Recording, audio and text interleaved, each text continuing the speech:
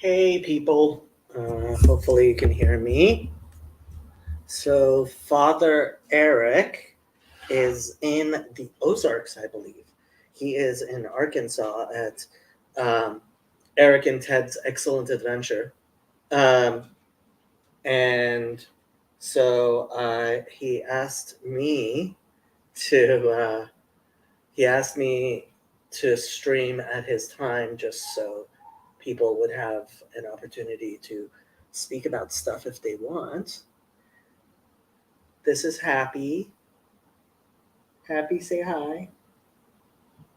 So the links in the chat. If people want to, I don't know what people want to talk about. Um,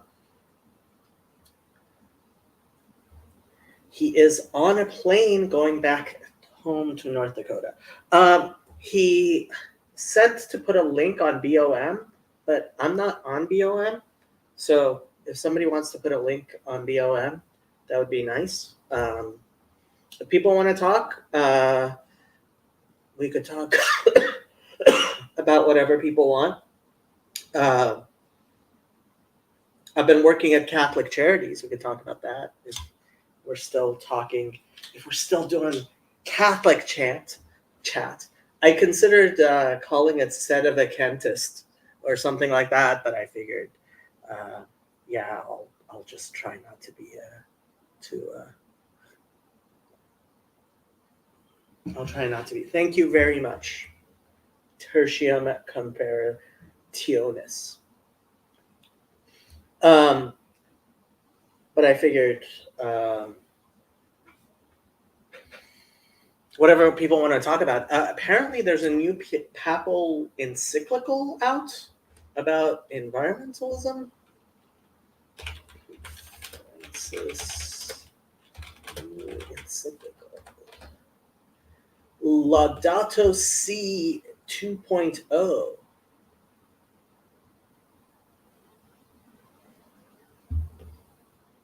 That's what the United States Conference of Catholic Bishops called it.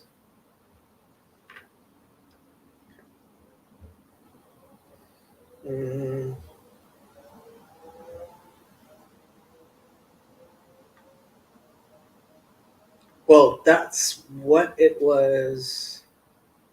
I mean, I heard a news story about it on the radio today. So, but there doesn't appear to be any news stories.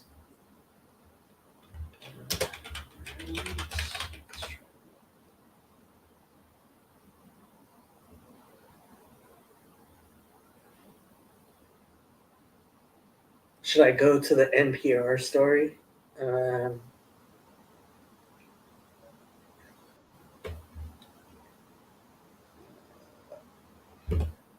Andre! Hey, that was me that said about sharing the link. I just dropped it in the Discord for you. Thank you. How are things down under? Not bad, actually. Yeah, not a How's the lot's been weather going been? on, but not actually pretty good. It's been quite sunny. At 25, 26 degrees Celsius. I don't know what that is in Fahrenheit. That's pretty high, something. isn't it? That's pretty warm, right? Well, It's warmish with that being hot. yeah. Well, you guys are going into summer, right? Yeah. Yeah. In December, so it's going to start getting warm in like a week or two. Okay. It's going to start getting about 30 each day quite soon, I'd say. Okay. Yeah. Yeah. So, what was I going to ask you about? Oh, I was going to ask you about Paul Vanderklay has been saying there was a lot of people who. Hold on, somebody's asking for a link. Um, uh,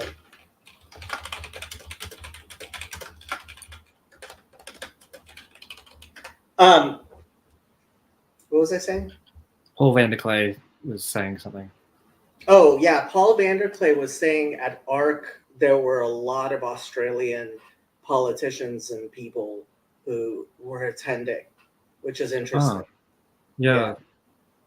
Yeah, it's interesting you mentioned that because so Jordan Peterson recently did a podcast with one of our ex-prime ministers, Tony Abbott, and it's on God and politics, I believe.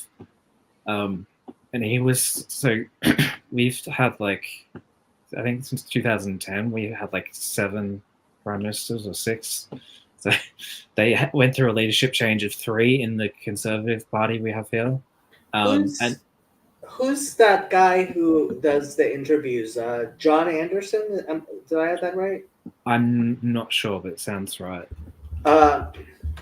There's a guy who does a lot of. I actually like his interviews, but I think it's John Anderson. No, yeah. He was at the conference. He was at the ARC conference. Okay.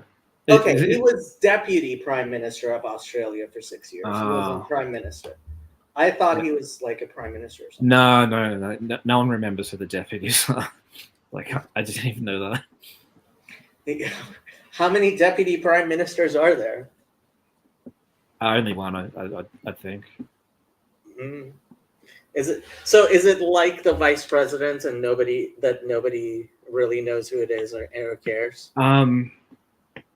In a way, but like there's no running mate for the deputy prime minister. It's like a position that like you're like hoisted into rather than the one you run for as a running mate, like in the US. Yeah, so in the United States, it used to be that the person who came in second in the presidential election became the vice president. That's how it started originally.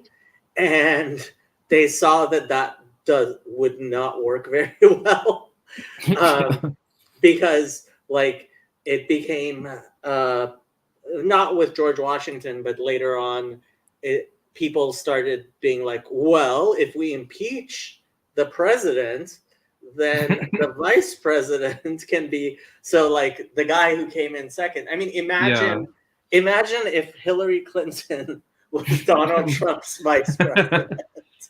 Yeah, it's rife for mischief. Like the person like who we didn't want in, if we just get them out, we get our person in. Yeah. Hey Emma, long time no see. Hey. I know, I've been busy this month. Can you hear me okay? How dare you be busy? You're supposed to spend all your time on StreamYard. Obviously. So are you on your way home or are you on your way to Thanksgiving? We're on our way home from the Arkansas convivium. So you went to the Arkansas thingy. What was it called? We did. It was called a convivium, and Ted kept referring to it as a conference, but we all agreed that he should have called it a retreat. And if he does it again, he's going to call it a retreat. Okay. Well, Mark says, so much fun to hang with you and Colin this weekend. So Colin's with you? Yes, he's driving though, so. I don't know how much the mic can pick up. Yeah. Can you hear him? I can barely hear him. Yeah. Okay. No, fine, Colin. Hello. Yep. We would have been home by now, but people kept getting into accidents on the highway. That did delay things. Yeah, it's about an 8-hour drive. Okay, that's not so bad. No, it was doable. It's a good Midwestern trip. And yeah, we're the kind of Midwestern people who are like, why take a plane when it's only a 10-hour drive? Well, considering with gas prices these days, it might even be cheaper to fly. Sometimes. Although the gas in Arkansas is much better, so you just gotta wait and go all the way till there. Yeah, that's the thing about living in Illinois is anywhere outside of Illinois is like, wow, gas is so cheap. What was it, a 40 or 60% drop? Well, okay. Oh. Anywhere neighboring Illinois, California's worse. California is one of the few places that manages to be worse than Illinois in those things. Yeah, I think right now gas is $5.50 a gallon. Oh my gosh, That's terrible. that is far worse. Yeah. How much is a gallon in like real measurements? What's that in liters? Do you know? I think Is it's it like a 2 of gallon. them? I thought it was 4 of. I don't know. Gallons to liters. I don't know. How many liters in I wanted to say 2 for whatever reason. 3.78. So Oh. No, Jake's right. I was closer than the classics major. How can that Wow. Surprise. I'm Oh, not my good at access for it. numbers. So that is what, about $5 per 4 liters. That's what $5 divided by 4. That's so it's just over like It's like $1.10 or something. $1.20. 125 or so? Yeah, 120. Yeah. Oh, that's not too bad. Right, fuel here at the moment is about $2.20 a liter, I believe. Yeah, when you're driving, when you're paying by the liter, I've noticed the countries that do liters, like gas in Israel is ridiculously expensive, which is why everybody has these tiny cars that have really good gas mileage. Oh yeah. Except my uncle who owned a gas station, he had a nice full sized car. Showing off. Yeah. So his first name is Mashiach, meaning Messiah, and his last name is Israeli. Oh my gosh. Yeah. So Mashiach Israeli in Hebrew means the Israeli Messiah. So when I was in yeshiva, his favorite thing was to call and say, Mashiach Israeli is calling. For Hey, Jacob. For Jacob, yes. I mean, if you've got a name like that, you've got to use it. Oh yeah. Yeah, I mean, his name is Mashiach. Yeah. Oh, second. So how was the conference? What poetry did you read? How many times did Ted tell you bedtime stories? How many times did Father Eric do mass? Inquiring minds want to know. Father Eric said mass every morning. As he always does. As he always does. And he pointed out after the first morning that I have to be really on top of things with all the standing and kneeling at the right times, because I was the only other cradle Catholic. We're just saying Everyone something. else just started this like 2 or 3 years ago. I was gonna say we're just saying something because 3/4 of the group was Catholic. Yeah. There were a lot of Catholics. Not all Catholics, but a lot of Catholics. Lots And of none of them were converts. cradle. Well, most of the Catholics around here are converts. Or reverts. Was it TLM? No. You can't. Well, you can't do that for a daily mass. No, you can't do that without permission. Oh, there's that too. Can you do a traditional Latin mass for daily mass? They have low mass.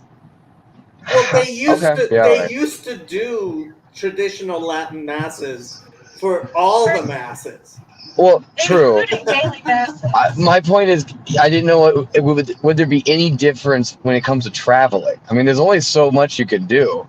Well, it Low would mass. be in Latin. True. Yeah. Okay. That was a good distinction. It was in fact in English. How are you doing? Hey, Corey. Hello. Can you hear me okay? Did you go to the conference too? Yeah, I'm at the airport on my layover on my way home. This is I was my gonna first say, time on you live stream can't be home so we'll see how already. it goes. Oh, Yeah, I left I was Father Eric surprised at you the made it Little up Rock there. Airport about 4 hours ago. Yep. Mm. Wow. Yeah, He's probably in Chicago now. probably. Still. Yep. And I think he had a long layover in Chicago too. Yeah, and But he it doesn't have a was phone. amazing. So Wait, is it hot better take real than quick. this?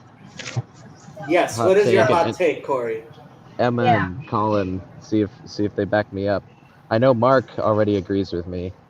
I think I heard That's the a good best sign. conversation that I have ever heard in TLC this past weekend. The Dante one? No, not the Dante one. I mean, it's hard to keep track of them now because they were all Right? so good. But I think They were all the one with Jess, where it was Father Oh, Eric, yeah. Ted, Jess, and Dr. That Jim was good. And together. Dr. Jim. There was That one was really good. there was good stuff this weekend. Did There was Jess really good cry stuff. over the Book of Job? He did, Yes. and he was not the only one. There was actually a lot of weeping in that room this weekend. Just crying over the Book of Job. I have to say, it is one of the most endearing things in the world. Like when I Right, talk to Shannon? Orthodox rabbis, and I'm like, but Rabbi, you realize like this Christian starts crying every time we mention the Book of Job, and he's like, wow.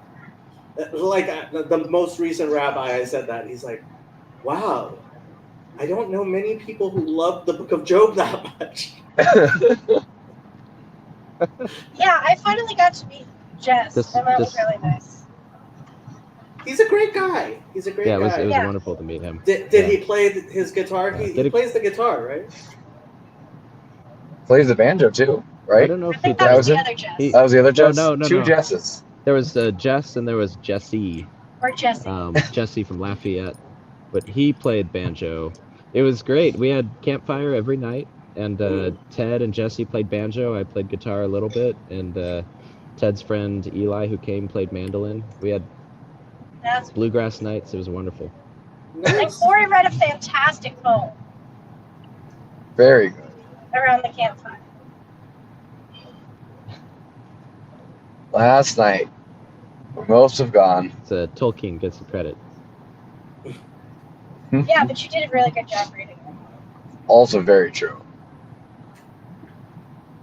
I think there was Dr. Jim reading T.S. Eliot. Like there's a lot of weeping in the room for that too. And I didn't know Yeah. anything about poetry really prior to this weekend, aside from my exposure to the Psalms, which apparently I do know something about poetry because I love the Psalms. But just get excited for the okay. videos. I Good videos. I have to do the Jacob thing. How can you call the Psalms poetry if you're reading them in translation?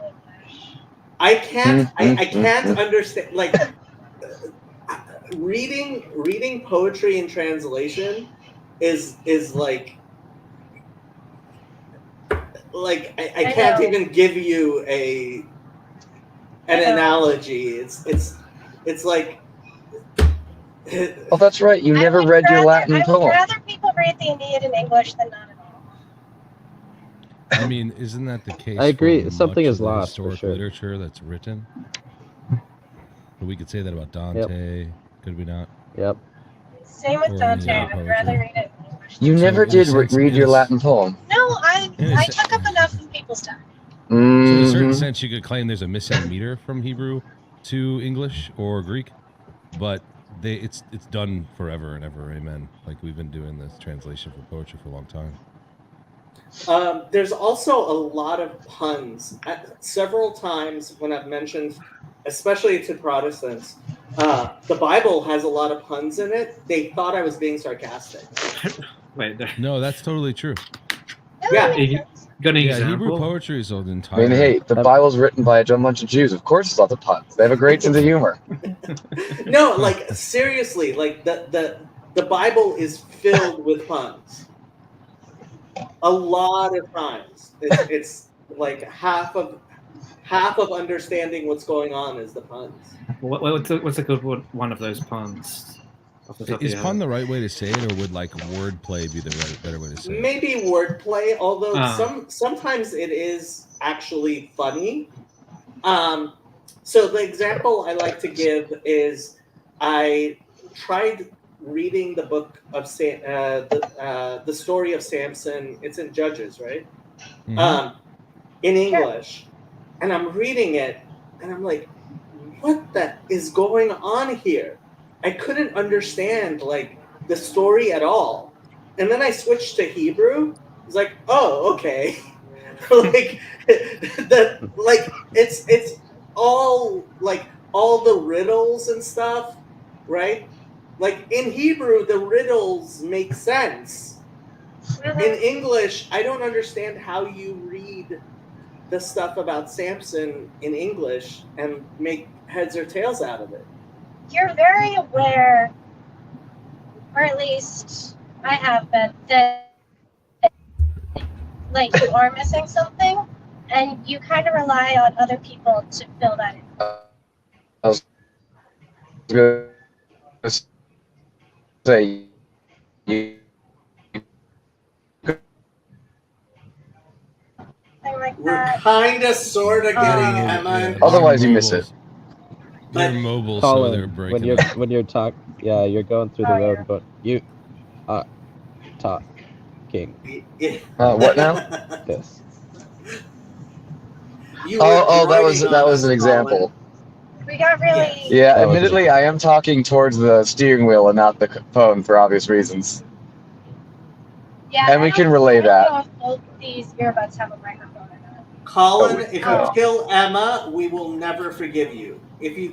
Understandable. Yeah, Well, if ban you you get from the into an Discord. accident and die, like, okay, but Emma, you have to take care of. Duly noted. I'll do my best. We'll be fine. We'll be home in like 10 minutes. Oh, Really, thank goodness. You're only I'm 10 exhausted. minutes away? You guys are almost Now home we are, already? yeah. Yeah. Wow. Nice.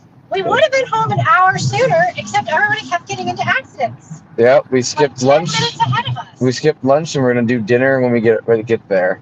So we were running off of whatever food we had this morning, which was delicious. Yeah, we ate a really good Delicious. breakfast. Then That we was were like, we're just good. going.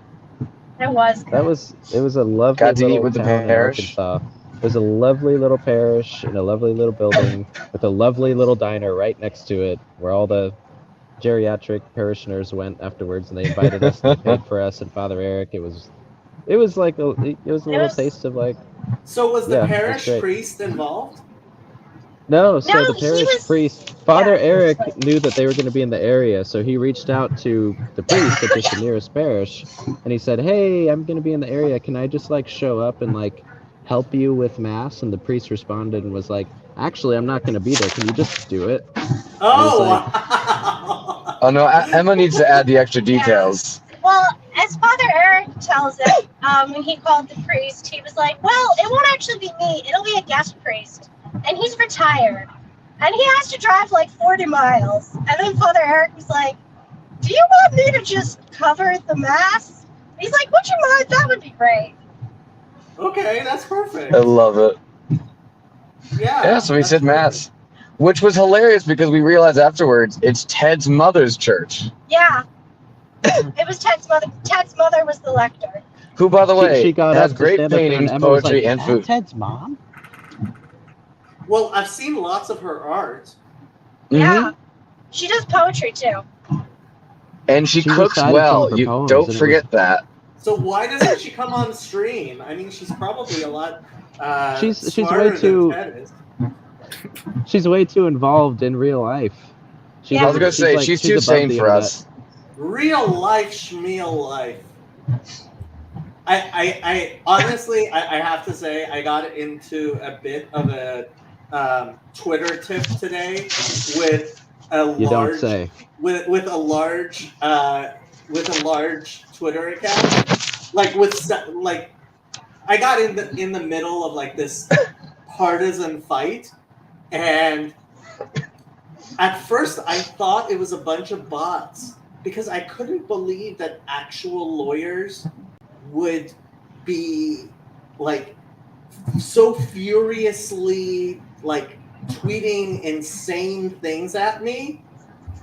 But eventually I've come to the realization, no, there are a bunch of lawyers out there who have no life. And all they do is argue. Actual lawyers who have like no social life, nothing, and they spend their time like on these tiny accounts on Twitter. Like it's one thing if you're like Pope Hat or one of the big accounts, right? Like if you're doing it for, but like these are tiny little Twitter accounts that are like, and obviously they're not very good lawyers because if they were, they wouldn't be tweeting about this stuff, right? And They wouldn't it's have just time. yeah, it's just been kind of hilarious. I wonder Yeah, if Vatican Sequel is still tweeting, or if that was only a papal election thing. I almost called this a sedevacantist because Father Eric Eric's not isn't here. here. Get it? Yeah. Oh, that's Empty funny. throne. That's what that. You'll have to explain that one to me. Oh, that's smart. That's smart. Sedevacantists yeah, is like that's the a good Protestants within Catholicism. Okay, so Get sedevacantis. 'em. Sedevacante means the throne is empty. Right. And that's and that's the actual. So I made a thumbnail. I looked up Pope throne empty. Oh, Yeah, that's where you got Yeah. that. I like that's it. the thumbnail, I right? don't It remember. would have been That's really appropriate. funny, but it might have attracted unwanted attention. Yeah, because there are actual sedevacantists who are the crazy Catholics who say that Pope Francis isn't actually the Pope. Yeah, that's been the case for a long time, right? They've said that there hasn't been a valid, probably around Vatican II, I would imagine. But I Well, don't know that's- when. Pretty There are much. some who say There that are too. multiple different groups of them. Yeah, Mhm. there's I think even SSPX, the Society of St. Pius the 10th, isn't sedevacantist, and so there's now the Society of St. Pius the 5th, which apparently is, and I think they have to go back to like St. Pius the 1st to be really old school. I think there's even another version of sedevacanticism. I can't remember what it's called now. Sedeprimism or sedeprivationism or something, and they still recognize the Pope as like on there, but with no authority at all, or something like that. Whereas the sedevacantists Just are call like, there's yourself nothing. Lutheran. There's too many bridges to cross. No. Hi, Cindy. I don't think they can do that. Did you guys Oh, hear I know. Pope Michael died? Yes. Wasn't it like a year ago or something? Yeah, he was pretty young when he died. Yeah. It's not their sedevacantists. So this guy, Pope Michael, his mom and dad held a conclave, and he died in 2022, August 2nd, 2022. He was 62. Is that what happened? I never heard. Very long. It's not very Yeah, long. the conclave was held with 3 people, including his mom and dad and one other person, who elected him Pope. Yeah. Can my family just elect me Pope too? Is that how that works? Hey, we pick Father Eric. I'm sorry. I found Yeah, that's this true. new I would elect YouTube Father channel Eric. recently that's like a comedy channel, and they covered the Cadaver Synod, and I think Pope Formico was the guy's name. He dug up the Pope before him and put him on his corpse Oh, on yep. trial. Oh, Yeah. that's one of my Well, favorite that's a common paintings. Yeah, the painting's great. Yeah, the painting's one of the better paintings. Oh my gosh. Ethan. So boring. We're gonna be close. Ethan has a baby, so he can't join our streams anymore. Nope. But he and his wife are apparently Okay. watching. And I don't remember his wife's actual name. It may be Emily, but he calls her Bug. So that's Nice term of how endearing. that's how I remember her. But I don't think it would be appropriate for me to call her Bug. Terms of endearments are reserved for the spouse. Probably not. No. That might be a little much. I still am better with Mushunog. I will declare it. I have the What? superior Pause. to all others. Yeah. Okay. Quick pause. Hi, Sandy. Emma That's- read your poem, That's like a and it multilingual. was beautiful. Bingo. Sandy, thank you so much for that poem. Mm-hmm. Ted took a video and we'll send it to you. Here, here. Thanks. Thank you. So Thank you for sharing. This is one of my favorites. right. So it's from 1870, and it's Pope Formosus being, it's called the Cadaver Synod, when they dug him up and tried him and found him guilty of heresy. That's been happening for a long time. I love that they continue need to that get the practice. body. They used to dig up people that weren't burned properly for heresy, dig them up and burn them as well. If they were dead for far too long, they would still burn the bones. That's a good point. Guess God's The judgment most is a good famous, the most famous is Wycliffe. The medievals. Oh, they dug up Renaissance. Wycliffe and reburned him? I didn't know that. Yeah, they dug up Wycliffe and burned him. Wow. Okay. Wow. Because he's responsible for all the problems, right? He really has. Yeah, translating the Bible, I'm telling you. That's where it all started Mistake. going wrong. Yeah, I think you came to the wrong audience for that one. He what do you? Bunch of that convicts. and what? Yeah, he was like responsible for the whole Hussite movement too, right? They call everyone Wycliffeans. That whole movement. So. I learned this past weekend that somebody said that it's not Huss. I've always said Huss my whole life. Apparently it's Hus. Yeah, Hus if you're gonna be in the East German. Hussite. Yeah. Properly Yeah, this is German. new to me. Well, Wait, it's not right there. John Calvin's real name is Jean Calvin. Yeah, Jean Calvin. He's French. Yeah. French. Swiss, but yes. Swiss French. Yeah. Jean Calvin. If you read his French works, it's signed that way. So. But And Martin Luther's real name is just Mud. Good one.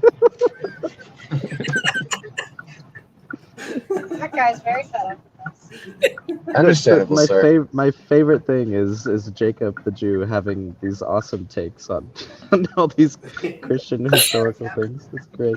All right, I've got to get going to catch my next flight, but it's lovely to see you all. Good luck, Emma and safe Colin, travels. travel safe. Jacob is travels. Israel, right? Jacob Go right. is At the light. Israel. Yes. Right. I personally am not Israel, but yes. Thanks for the clarification. Although nowadays Israel can do whatever it wants, I guess. Oh, her name is Alicia. Yes. Nice. Oh. What is what she called it? Yeah. It took so long for me to realize the difference between Elijah and Elisha. I always thought someone just pronounced it This poorly. is the girl name. In I know. Hebrew, they're not even close. Eliyahu and Elisha. They're not even close. Oh, that's not even fair. That's an English problem. Alicia? You know what's actually an English problem that always gets me? The previous supreme leader of Iran was Khomeini, and the current one is Khamenei. And to a Persian ear, those are about as different as, I don't know, Collins and Cosby, right? Okay. Yeah. But like people can never keep them separate. Like Hamani. No, because to an English ear, they're not that different. yeah, Khomeini, Khamenei, like they're completely different names, but people confuse the two all the time. This is the difference between like having a short and long vowel stuff in it, right? Yeah, I mean, Khomeini, right? Khamenei. It's even got an extra syllable. Khamenei. No. Yeah. Hmm. Yeah. But yeah, you guys just don't know your But also, Ayatollahs. if you're not How dare paying you? close We don't, attention. it's a real problem. We gotta get that straight. Yeah, your Ayatollahs, you have to have the correct Ayatollahs. So Bruce, how have you been? Sandy, how are you doing? Good. Sandy, how are you Busy. doing? You asked Bruce first. It's okay. No, that's fine. I'm doing all right. I'm Your better. return? Goodness Yeah. gracious, Emma. Status. Okay. Sorry, I was expecting you to recommend. No, I am half dead, Colin, my we love. can all hear you. I know. Yeah, And I am Okay. half dead. Sandy, No, this you have to one's on me. explain to us why you have a bookcase Coming to the with intersection, no she tells books me. behind you. Because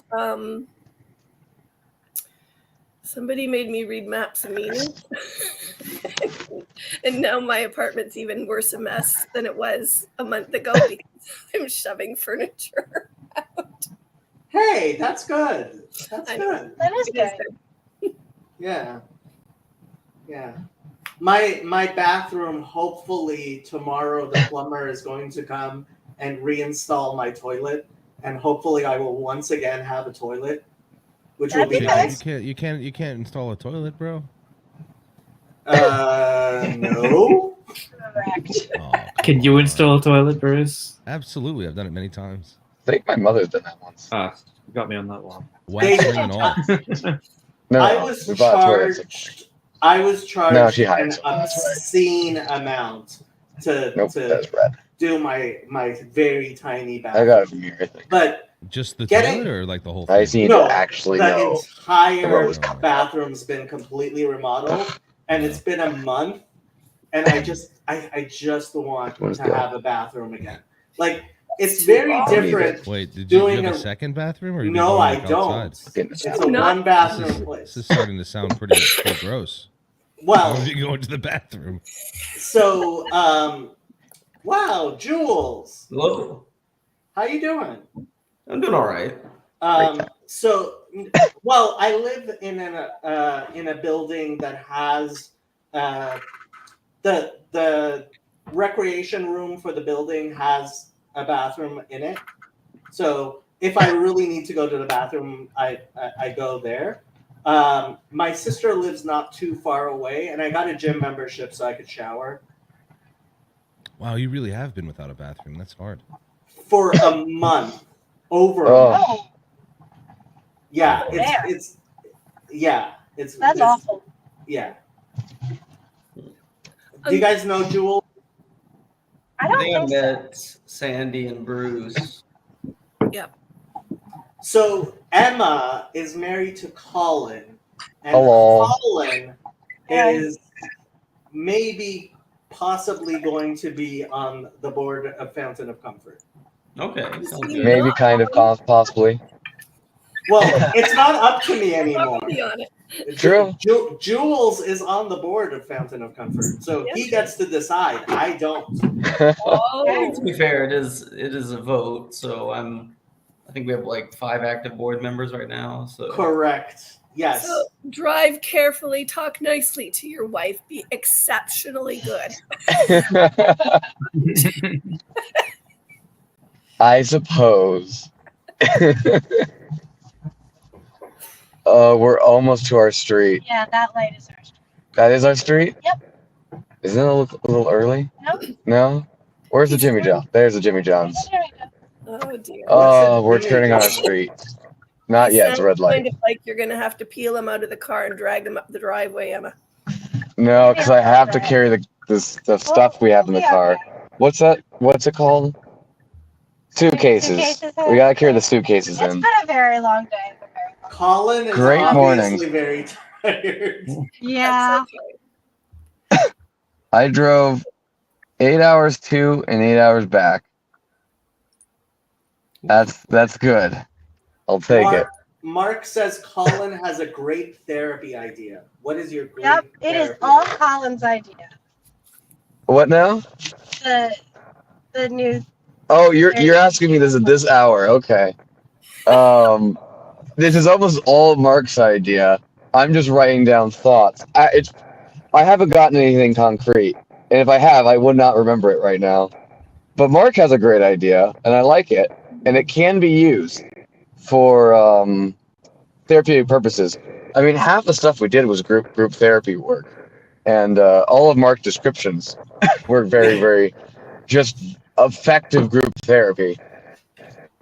Well, that's part of that's a very large part of what we do in this little corner is mental health. That's part of the reason why I decided to focus on it, because for Fountain of Comfort and in my career change, because this little corner, there's a lot of overlap with psychology. But what's this idea? Emma, you tell us. Well, I have enough sense to say one thing. Mark's concept of Lectio Divina, which needs to be renamed. It needs to be other than Divina. What is that like? Lectio Persona? I could go with that. Yeah, Is a very good way of doing bibliotherapy in a group setting. And his system of using the miracle question in a two-part way is genius, in my opinion. Oh yeah. Okay, Um, so we'll Lectio probably log Divina. off and go into our apartment and then come back. It's Okay, Mark. All right. And You know what? I will take credit for Lectio Persona. I'm gonna convince him to change the name. Mark, well, you can take it and do it. Mark Emanuel came up with a way to do Vervaeke's Lectio Divina practice that he built for Catholics as a group, in a group setting. And while talking with Mark this weekend, Colin realized that it would be really, really effective. Now, okay, you keep So saying that. basically Mark just a Bible was aware study? of it already. Oh, yes. so it's a Bible study. So the That's way he does it exactly what I is thought. you have to bring literature that you care You about do, but and not just investigate it. Bible. So it's value work. It's all about trying to pick out what are your values, what do you care about, and how would you change your life in order to what would you call accomplish those values, right? Which is So just it's a miracle question with a lot of extra Bible steps. study called a Latin name to make it Catholic. Well, Well, it's no, not it gets Catholic. I'm worse. pretty sure the It's term is- anything you want to read. It's doing the Protestant Bible study Could be thing Moby on Dick. anything. Yeah, you have to bring That's in one bad. I prose mean, that you like and one Poetry. poetry that you like. So it's not even the Bible. It's Bible study. entirely God. Again, Lectio So Persona. it sounds exactly like Protestant. Yeah, Mark says Or one. Oh, yeah, okay, one maybe. One prose, one poem, All right. changing perspective. We're going to go head inside, and then we might be back with a computer. You're gonna be back. I'm gonna be dead. I will probably be back with a computer. I'll see you all. All right, my will. later. You will not be. You'll be Uh-huh. all right. Good to see you all, though. Later. Okay. Oh, it's all. Bruce, are you smoking a cigar? I am. What kind do you smoke? This is an Aganorsa rare leaf, Okay. which is awesome. My dad leans more towards like Cohibas. like from Cuba. Those are the priciest cigar one of the priciest you could buy. To actually get a Cuban Cohiba, he managed to get one on the cheap when he visited Merida, Mexico one time. He had like a box of, Unfortunately, if they're cheap, they're probably not real. Well, yeah, but who cares? In Mexico. You know? But Who yeah, cares? Cohibas are good. They're just so pricey from Cuba. Like, They're how much are pricey. they? Per Yeah. stick, over $30 per stick for nowadays. They're getting really pricey. You How can many order cigars do you smoke a day? It depends on the day. Sometimes 0, sometimes 10. Wow. Yeah, Whoa. depends on the day. I'm sorry. I'm gonna turn myself Yeah. off while I laugh at something. I'll smoke maybe 10, one. 10 cigars in one day? 6 weeks. Yeah, that's I not that suppose hard. you can get through that because you're not inhaling it like a cigarette. Yeah, you don't Like, inhale it's it. You smoke, don't. smoke through the Yeah, but mouth. you get a buzz so- off of it. Oh, If you're yeah, not used to it, you definitely. can for sure. I mean, it gives me right now. I'm at baseline with nicotine, but if I were not a smoker, yeah, that would be rough. Really rough. Yeah, if I compare that to when like I would chain smoke and probably smoke 50 cigarettes in a Yeah. day, I don't think That's a lot 10 more cigars is nicotine. that much. It's, Yeah, yeah, I smoke it like is. that. Wow, Like, 50 cigarettes in one day. Yeah, that's Probably, it's 20 in a approximated pack, so that- over 2 packs. Yeah, that's Yeah, 2.5 that- packs. I wouldn't. I'd smoke it intermittently though, like 2 days in a row, and then like not smoke for like 2-3 weeks. Yeah, I've but gone through never that a pack or two, 2 packs a day. I've gone through that same thing. Yeah, where you just go hard and then you're off for a while. That happens Yeah. to me a lot. Well, I As did. well as I a quit. nootropic, right? It's a great focus tool. Yeah, I did quit in February though. And Oh, I smoked, overall? like, no, just off cigarettes. I haven't got nicotine kicked out yet, but yeah, I smoked like 2-3 cigarettes since then, and that was like that's pretty good. in the first month. So yeah, I'm pretty much not going to touch cigarettes again. Yeah. The only cigarettes I smoke are ones that are they're cigars in cigarette form, essentially. They look like cigarettes, but they're Cigarillos. cigarillo. Yeah. Yeah, Or they that have- was the first. First time I ever smoked was a cigarillo, and we didn't know what we were doing, and we like to puff it, and we took like a big long exhale, and it's like, this is just like cardboard smoke. What is this? This is terrible. Yeah. But my dad will smoke typically like once a week. Me for it's once every 2 or 3 months. Because I mean, like I enjoy a good one every once in a while, but it's nothing. It's nothing I ever like. Especially cigars can get expensive too. They can. That's what. Yeah, it's usually why I buy boxes because it's cheaper overall. We get a few sticks for free. You're just buying a stick here and there. It gets pretty pricey. How much is a box usually? Like how many are in it? It depends. Like average. Depends on this. It's you could probably say about $6 a stick for anything. So $100. Okay. On the high end, that's $150. Not too bad considering when I was still buying my rolling tobacco. The price had gone up to $135 a packet for 50 grams. Oh, the tax has just been increased. Like it used to originally be $90 for the stuff I buy, and it's like sort of fancy stuff. There's a lot of it increased the price by 4 times. Yeah, we've had tobacco tax go up in many states. And then there's some states that don't tax cigars, though, because they're considered premium products. So like Pennsylvania, for instance, is one of those, which is why a large number of cigar distributors and shops are in PA. Okay. Because they're like the big Cigars International is probably one of the biggest in the world, or at least in the U.S. They're in PA. Ooh. Yeah, but the tax is like super pricey in most states. Ryan Gosling himself. Actually, you got a little bit like a Jake Gyllenhaal. That's amazing. Hi, y'all. Hey.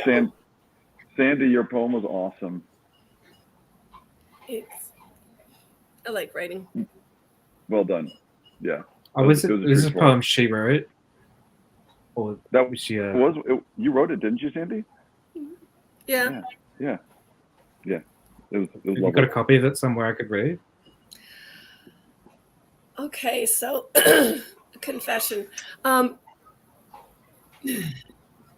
could probably DM it, but the thing is, I keep telling people I'm going to finish a memoir and then I'm going to put out a chapbook and I'm going to do all this stuff. And instead I come on here and I torture myself with the fact that I have no fear at all of coming online and talking where 1,000,000,001 people could read it or watch things if they care to.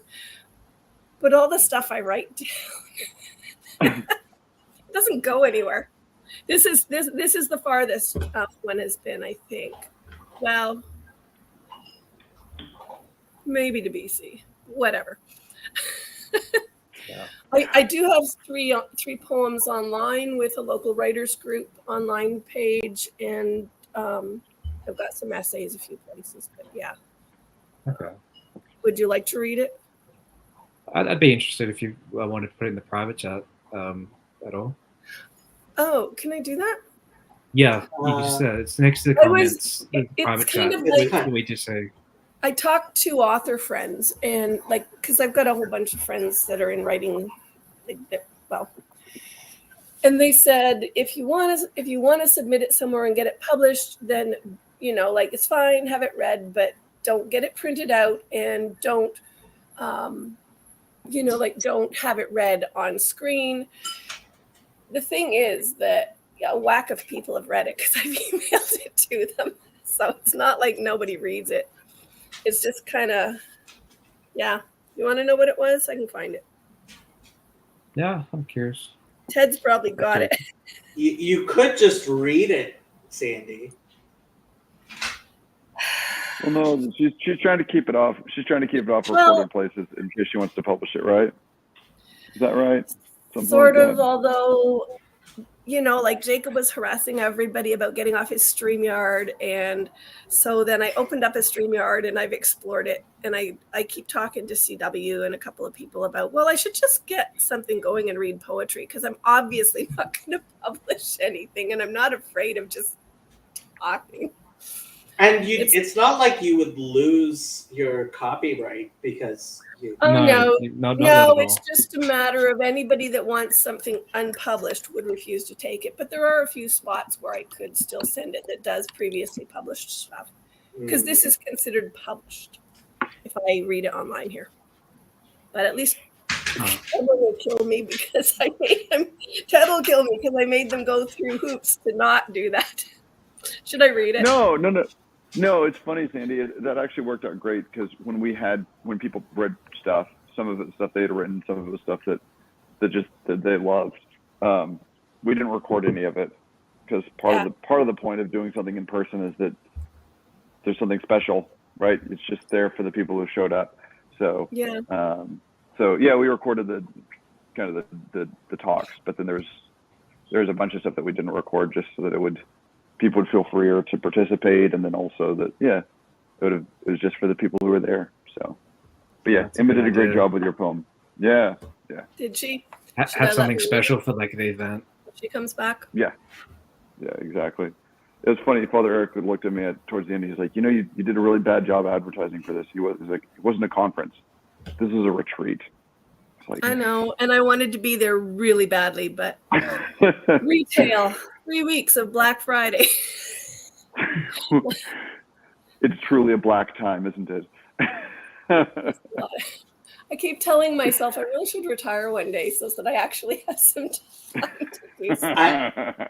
I remember in high school, I worked at Nordstrom on Black Friday, and I was coming down the escalator, 6 a.m., coming down the escalator, and I look, and there was the glass doors to the store, and there was a crowd of people, and they were like looking in, like, it was scary. Like, it was like the zombies were at the door. I'm like, who waits at? And we didn't open until like I think for another hour or so. Like, dude, that's Mammon. There it is. Mammon is. There you are. Mammon is that you? Yeah, Mark, your mic is really, really bad. It's still bad.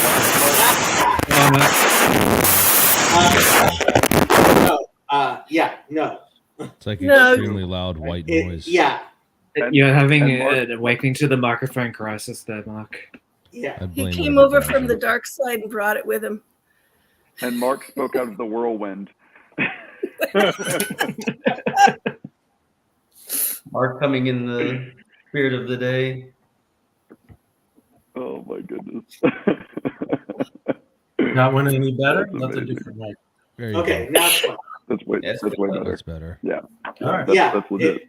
It was loud noise that was like, screeching. Yeah, well, I had all the equipment not set up, so I just set it up. So wasn't adjusted yet. Ted, that was fantastic. Thank you again. It was a really good retreat, as Father Eric pointed out. But yes, it was very special, and I thought we had a good mix, and I learned a lot of stuff. So thank you for that. Yeah, well, and it was really fun just being together. Was it worth it? A big part of it. You did a bunch of work. Absolutely. Was it worth it? Oh yeah, it was a bunch of work, but it was totally worth it. Honestly, like I felt like Father Eric gave his talk at the beginning of it, and I was like, oh, that was worth it. Okay.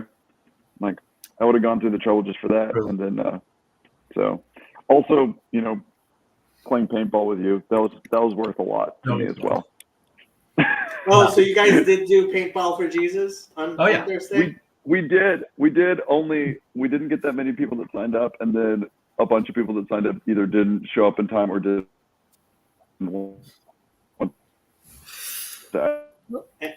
Sure, you are droiding, Ted. Nah, Ted likes to droid. You should see where he is. It's a miracle he can be online. I was like, Drew, you drive up to his house. Plus, Arkansas doesn't have addresses at all. They just have numbers and letters. And I'm like, there's no street name, there's no nothing. It's just like 426X 72. You're supposed to know how to get places, and it's like, this is weird.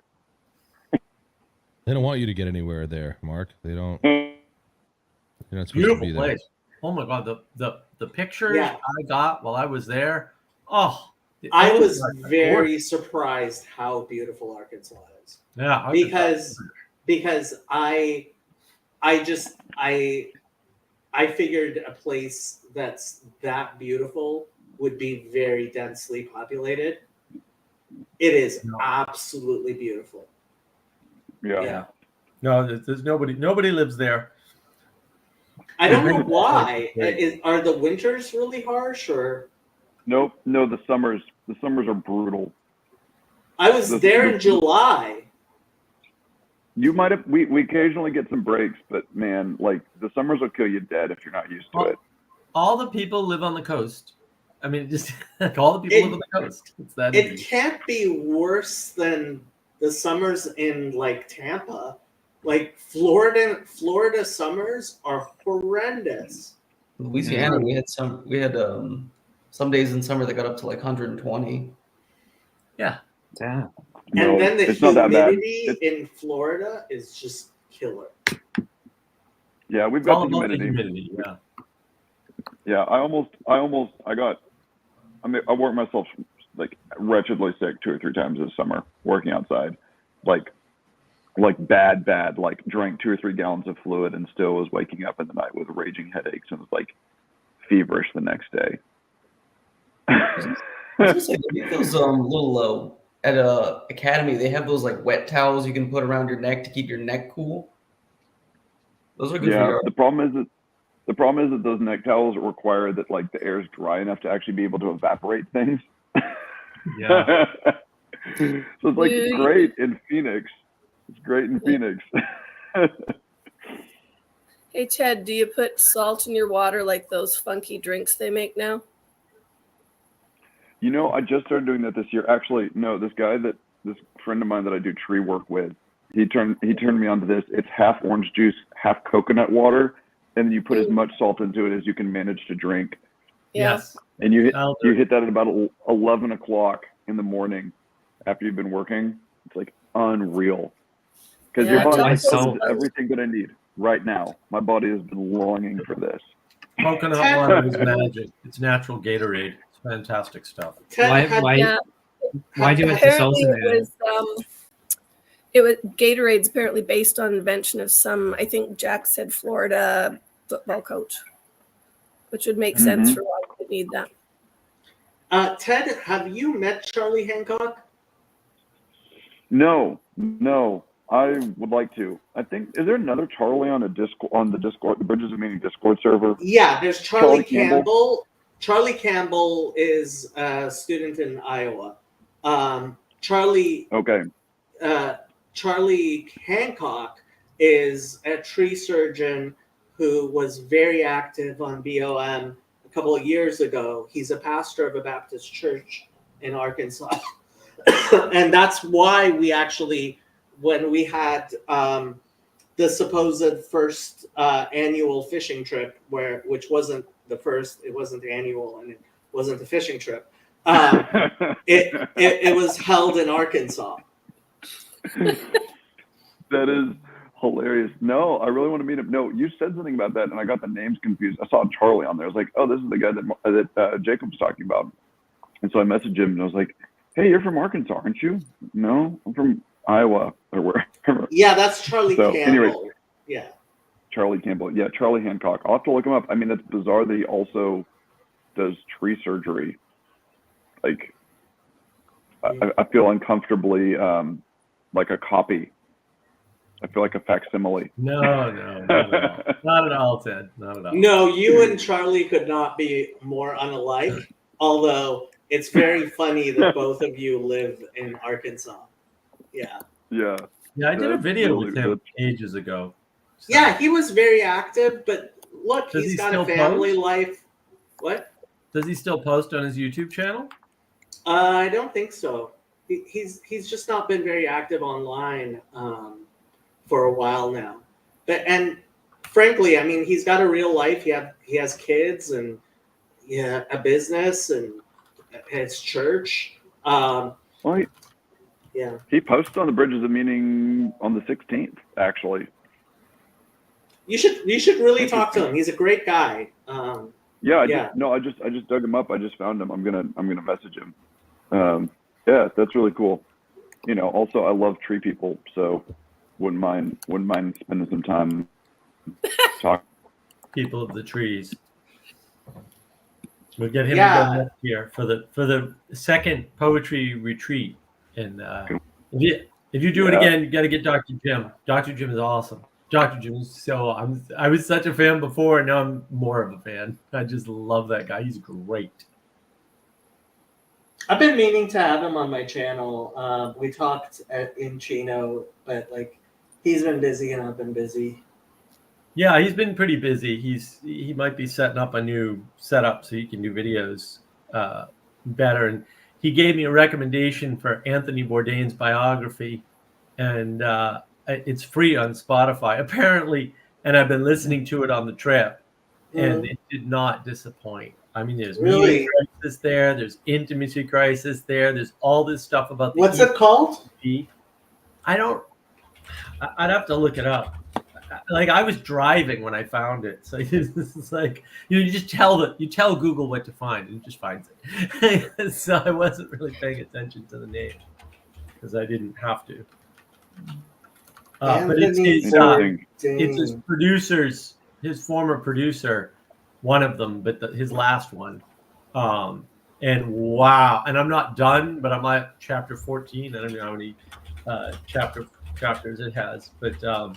Wow, I mean, good stuff. I mean, it's really good. Parts Unknown. Who wrote it? Anthony Bourdain, apparently. No, it's not his. It's not an autobiography. Oh, it's a biography. Oh, after he passed, because that's the important part.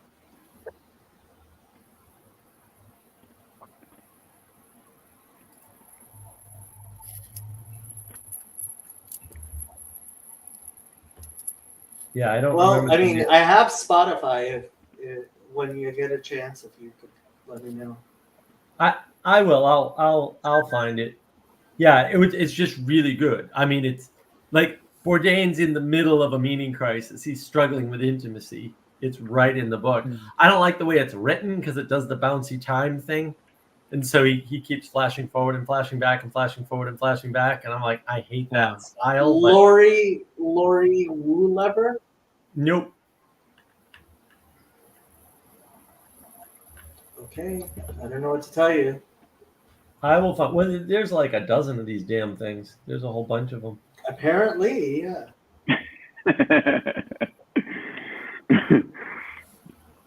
That's amazing. Yeah, and Bourdain himself has a bunch of books, so it's hard to. Yeah, search doesn't work anymore, so you got to be real careful. Simon and Schuster has one. So Simon and Schuster has one called Down and Out in Paradise. Who wrote it? First unauthorized biography. Don't know if that would be. I would recognize the author's name, but because Dr. Jim just tells me about this, so you're gonna listen to that. It's fascinating, because he ended up committing suicide and all that, and yeah, it was way more meaning crisis than I could have imagined. So wait, Mark, you're saying that fame and wealth don't intrinsically produce meaning for you? I'm shocked. No, I mean, I'm not saying that. Charles Learson. Charles Learson. So, Mark, you're still putting your bets on the fame and wealth thing then. I'm not ruling it out. I'm just Tom Vitale. It's in the weeds around the world and behind the scenes. Oh. And Tom Vitale was his last producer. And like the part I just finished listening to, I haven't heard the whole thing yet, but the part I just finished listening to, he invited Tom to move into his apartment in New York because he's got apparently it had this huge apartment that has a mini apartment completely separate from the main apartment. And he's like, no, come on, you should move in with me. And I'm just like, wow. And there's all kinds of weird stuff in there, like, oh, my girlfriend broke up with me. And, like, that doesn't appear to have happened. So it's just a little. Oh. So yeah, it's strange.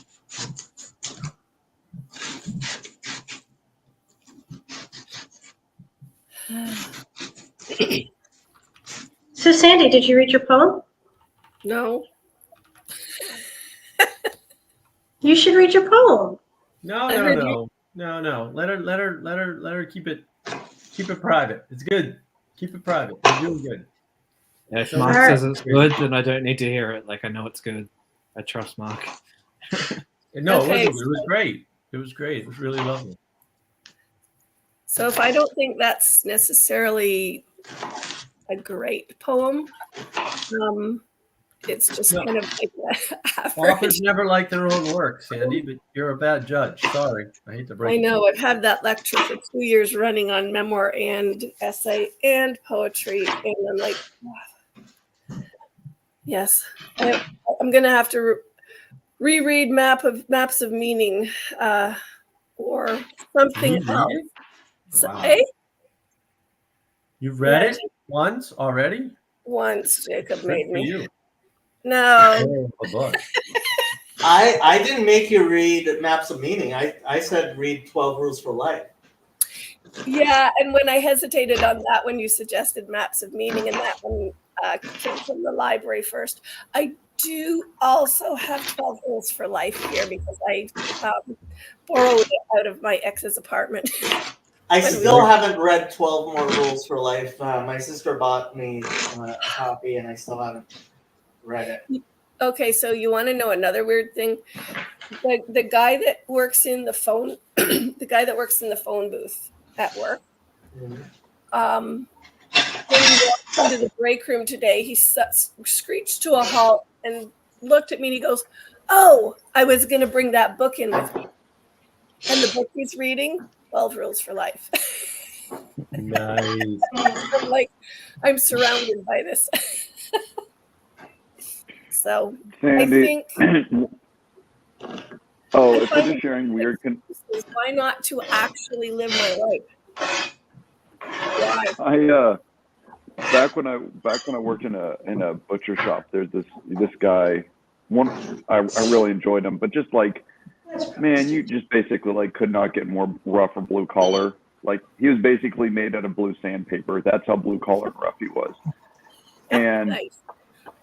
Like he just spent all of his day cutting up the back leg of cows, and he was good at it. But also just like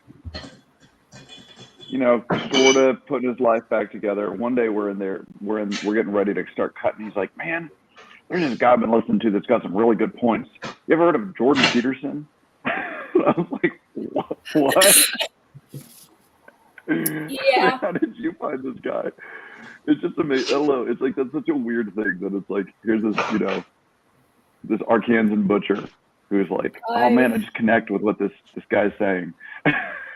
Well, that's the interesting thing, right? And a lot of the people who are trying to emulate him can't figure out why, and they make him out to be this thinky talky, 2-cent word Harvard guy, and he's not actually. But the people who hear that in him or who like the thinky talky stuff go after that aspect. But that's a lot of people resonate with Peterson who are not thinky talky at all. I mean, hey, like blue collar people can have messy rooms too, Yeah, but blue collar people won't listen to Vervaeke, and they won't listen to Peugeot. That's true. And that's what I'm saying. Like that's the thing everybody's missing. Like look at where the audiences don't overlap. Peugeot isn't like he's not trying to do what Peterson's doing in the exact sense. I mean, he's not trying to do anything that Peterson's doing, but that's not the point. Like he tours with Peterson, like they're close. Yeah, that's been a weird thing for me. I don't feel comfortable walking into the Peugeot space because Pajot is explicitly a Christian space. Yeah, very much. Yeah, that's part of it. That's a big part of it, is the secularity. But even PBK doesn't see it. Like he totally misses a bunch of Peterson's doing. Well, the other thing too is Pajot is a strictly Orthodox space too. I've noticed when Catholics try to apply some of his understanding to art, and then because he very strongly criticizes Renaissance and Baroque art being garish, pointless, and like missing out on it. But they aren't even remotely the same, are they? I mean, no, he criticizes like everything basically after Byzantine iconography. Yeah, he's a hardliner on the iconography. That's much more stylistic. Therefore, it's like more removed from some of the other stuff, isn't it? I haven't done art history since grade 13. Be kind to me. More removed. I mean, this was sort of the topics when Ted. I can't wait for you to post those talks, man. I know. Those were great. Yeah. You'll hear that. You'll hear that whole description of art in there because poetry is a form of art. So we talked about that. So if poetry is a form of art, what kind of art do I do? Poetics. Poetry. Okay, never mind. Wait, I don't know why you want an ontology for anything, but especially for art. Ontology, putting ontology on art to me is just like wrong. It's completely unfair to ask off one example, anyway. So that's like... No, it's irrelevant. It's not. It's irrelevant. Like, art is art. It doesn't need to be. That's the consequence of structuralism. That's kind of that movement that Pajot kind of participates in, but he does a good job of removing it from the secular psychology structuralist thing. He actually, because iconography is actually useful in describing structuralist terms, because iconography is all structure. Okay, I have an absolutely. This should almost be a completely illegal question. So all of the young kids that love their stickers, their memes, and like things like that, are they more open to the possibility of the iconic because of how they communicate via image? I don't see any evidence of that. I just think it's natural for people to. I mean, yes, kids love memes, and memes work, but that's because being iconic is iconic. Well, I was thinking of that, but I was also thinking of things that my son sends me, and a couple of the books that show up at the local bookshop. It's a little independent place where a lot of the local writers hang out, and cartoon was really in the last 10 years. Non to low verbal, like I don't mean like comic books. I mean actual. The story, the image is the story for 90% of it. Yeah, I don't think that matters because it's not symbolic.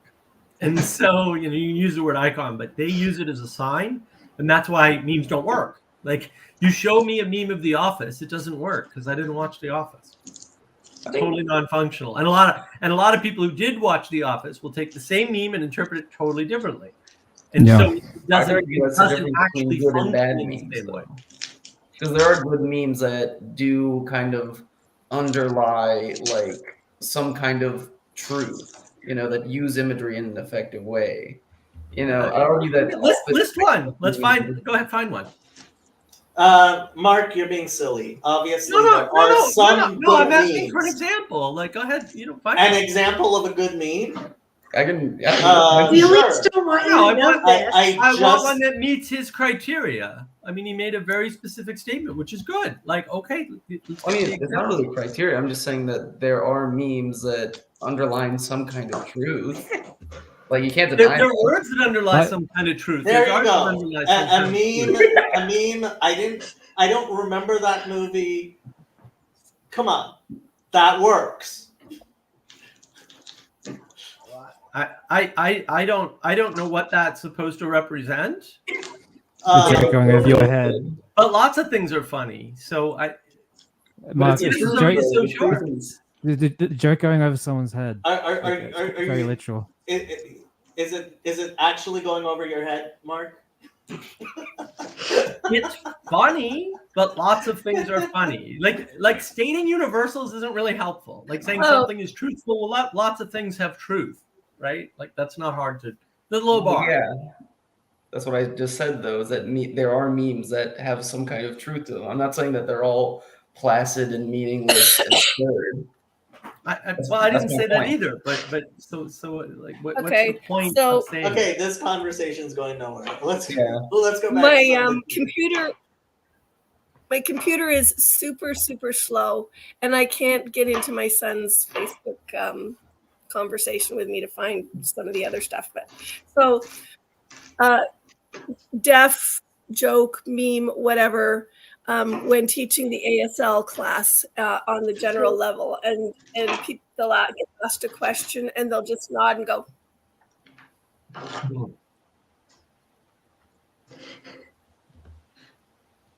Comprende? No. Oh, I don't know sign language. My mom does.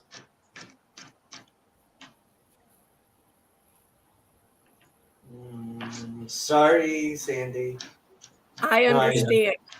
I'm gonna see, and that's the. Like standing. I get it. Okay. Oh, you understand? Yeah. Things like that are not as universal as we would like to believe. That's actually something.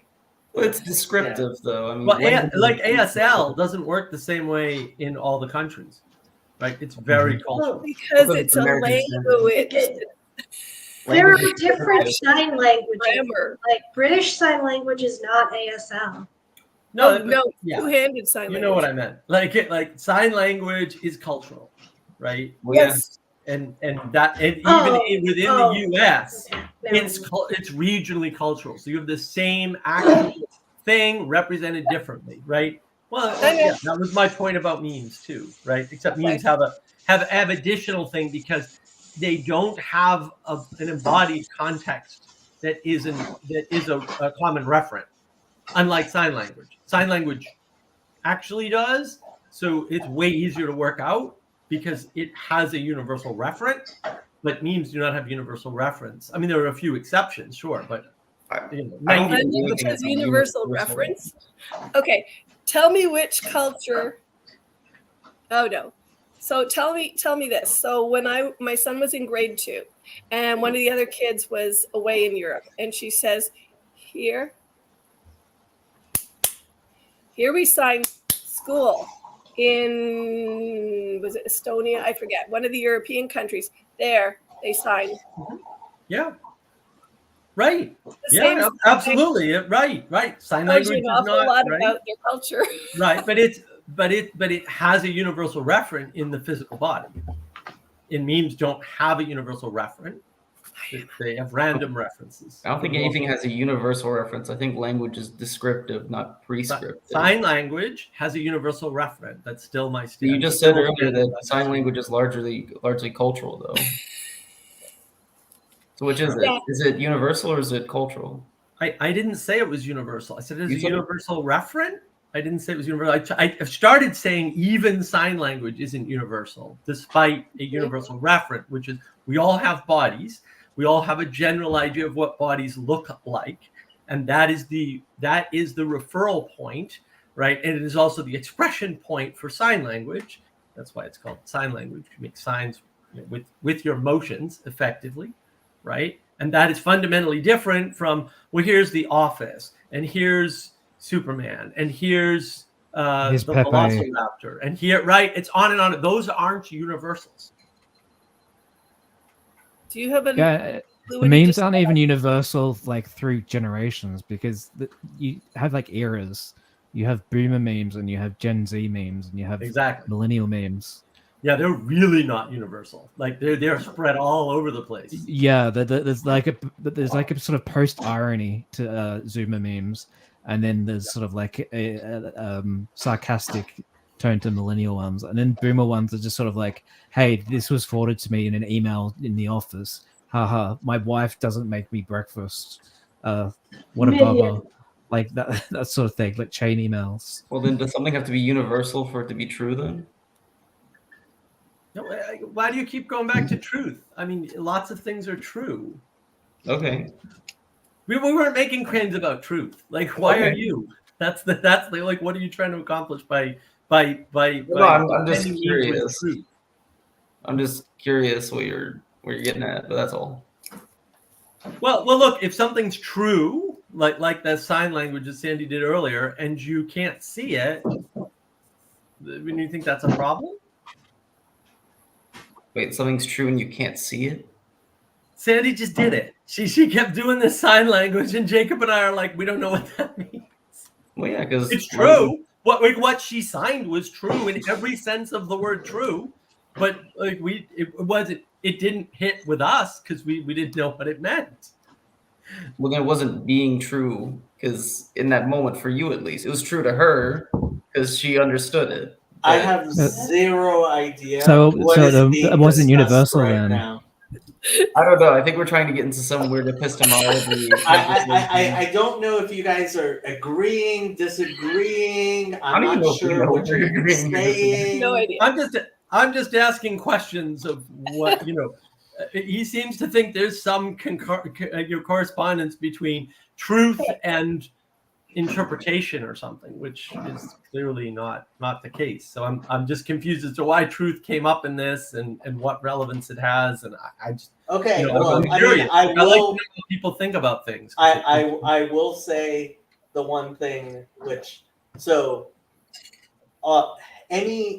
there is such thing as a bad interpretation, and a good interpretation is one which has some relevance to actual truth and reality.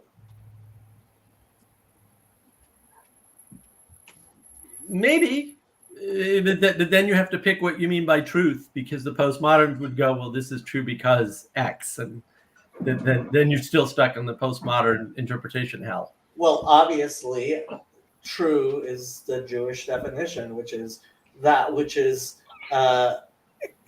constant in many contexts, in all contexts, in fact, actually. Well, I might buy all. I won't buy many. Yeah, well, so Emmet, I mean, I could do the whole Emmet thing, but honestly, I'd rather hear more about what happened over the weekend. Australia won the World Cup in cricket. I met at the retreat. Yeah, but this is important. We won. We won the whole World Cup. The retreat was wonderful. You hear crickets? It's because of cricket. Oh, good one. The retreat was wonderful, right? There weren't a huge number of people there. How many people? At a camp, basically, and that camp was it's a huge camp. Actually, it's absolutely enormous. So they've got cabins and several meeting buildings and a big mess hall, and it's right in the Ozarks. It's right at the foot of the Ozarks. Absolutely gorgeous. It's so beautiful. Yeah. How many people? I think there were like 20 of us, something like that. Oh, that's small. Yeah, it was small. Yeah, it was great because everybody got to, like, I got to sit and talk to Dr. Jim, and like he's so awesome. So is this Dr. Jim, Mark? Dr. Jim's been on Van Nucle's channel a couple times talking about the U-shaped story. He talked about the difference between James Bond and the Western heroes, right? Okay. Yeah, he did a lot of stuff with the. He's actually a cardiologist, but he's had several interesting discussions on Paul Van Nucle's channel. Right. And he came to Chino. Very interesting guy. Yeah, he was at Chino. Yeah, he gave some lovely talks. So that was nice.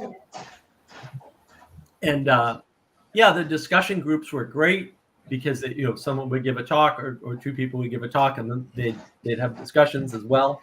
And there was all this poetry reading in the middle, so the speakers got breaks because do speaker do some poetry reading, right, and then hit lunch, and it was pretty much nonstop, and there were bonfires every night. So Thursday night we did paintball, and then we did a big, huge, enormous bonfire at Ted's house. And Ted's mom made fried catfish. Yes, and it was utterly delicious. Fried catfish. It was excellent. Yeah, it was great. It was great. There was IBC root beer. Yay. Yeah, it was lovely just to see Ted's little house in the middle of freaking nowhere. It's like, and everybody making faces at Ted's baby. Yeah. Ted has a bunch of kids, right?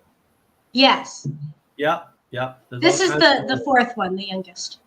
Yeah, the little ones are just running around, except for the youngest. Yeah, they're just running around all over the Not place. quite to the running phase. So yeah, it was nice. And then there was a little stone circle with benches all around it in a bigger stone circle at the retreat. And so we were doing bonfires every night in there. And so you had benches you could stand up, or you had benches you could sit on around the campfire, and that was obviously great. And yeah, we just stayed up real late talking. And yeah, Corey gave this unbelievable reading from Tolkien, from a translation fragment of an ancient story. Of an Anglo-Saxon poem. Tolkien wrote the translation.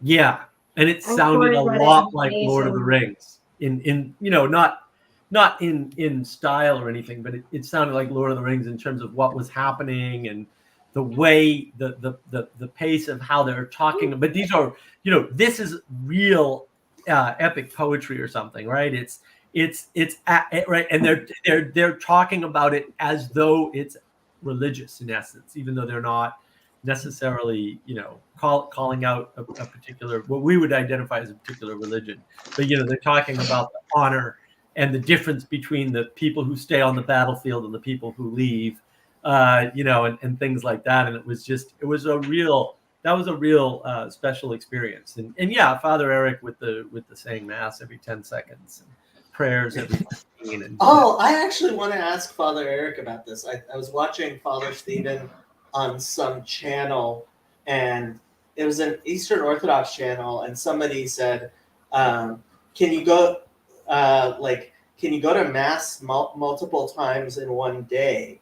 And apparently you're not supposed to. No, you can only have one liturgy. You can only have one priest, serve one liturgy and one altar a day. Oh. So if you have two priests, you can't have two priests do two liturgies on the one altar, and then you can't have the one priest do two liturgies on two different altars or on the same altar. The West and East definitely have different rules on this. Right. Because Father Eric, I watched him at the church here in the Basilica. Actually, we have a Basilica in Columbia. I watched him do a separate mass at the same time at a different altar. That's how that works. So, yeah. Well, the reason for us, at least, is that in the West, it's understood that the priest receives sort of the charism of the priesthood. So he has the power and the authority to hold mass in the words of institution. When for us in Orthodoxy, it's more so that the priest is bound to a particular altar, and he serves sort of as a representative of the bishop, and everything is done in accordance to sort of the energies of God, not quite, by the priest's own authority. I'm just okay. So the question was, apparently some Protestants went to services twice on a Sunday, and they did communion both times. And it's like he took communion twice that Sunday. And you can't, so in Judaism, as far as Kiddush, right? If I make Kiddush once on a Friday night, I can't make Kiddush again unless I'm making it for somebody else. I could do it if somebody else needed it. But that's because there's nobody. But if somebody else is making Kiddush, there's a lot of rules with communion that are so different that I don't know where they came from. Well, for Usually, us, I think necessity later on. the only way that you can have communion on the same day would be typically it's Holy Saturday and then Pascha or Easter.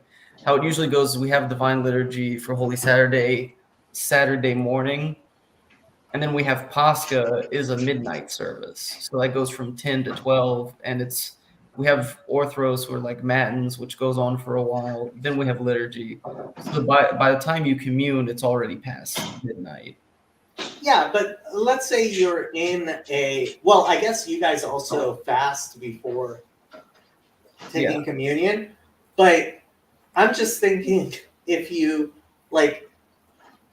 in a town that has multiple churches with different times and you just happen to be there, like, no, why can't do is that. You need a letter. You need a letter in Orthodoxy to get communion to the different church. No, you don't. To wait to attend a different church, you need a letter to get communion in the church. Not to attend. No, they don't care who attends. I attend. No, I mean, they don't even notice. No, I work in Baton Rouge, but my home parish is in Lafayette, and literally, I just went up to the priest in Baton Rouge, like, "Hey, I'm Father Stephen's spiritual son. I'm, from Lafayette."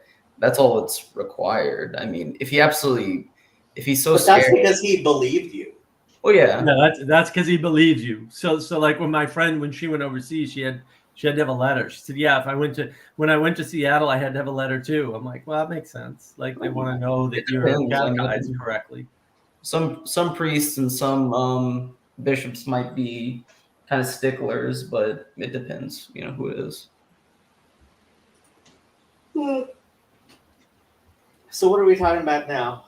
The Catholics don't check, by the way. They just assume that you're responsible, and if you're not supposed to receive communion, you'll cross your arms and get a blessing instead. Well, or not come up. Priest has to. They still have to ask anyway because they identify, whenever they give communion, they say like you're given like saint's name, so they have to at least know your saint's name. Father Eric, I think, I asked him, and he said if somebody comes to his parish, he would want to talk to them before they came up for communion. I think somebody knew. I think he said that. But that's just good pastoral care. It depends on the size of the parish and how often you get new people. Yeah, they literally never recognize everybody. I mean, Father Eric was subbing at whatever church you guys were at this morning, and so he didn't know who he could give communion to and who he couldn't, I guess. Right. Catholics count on the person to either not come up or cross their arms if they're not supposed to receive communion, and they just take their word for it. That's how they do it. And they don't, like when I went to the Basilica or the other Catholic church down the street with my aunt, nobody checked in. And sure, every priest would like to meet every parishioner, but do they do that? Not really. I mean, when I went to mass in California with Adam, nobody noticed, nobody checked, nobody cared. So, I mean, again, they would care if they had time, but. The other problem is since they've squished everything down time-wise, they've really screwed themselves because, they really should be taking way more care with the flock and get people in earlier. And, they really do. Not enough priests. The Catholic vocations are down a lot in the past 50 years. I mean, you can make up for that with time, though. Like you can. The convent I'm interning at used to have 200 nuns. They have 0 now.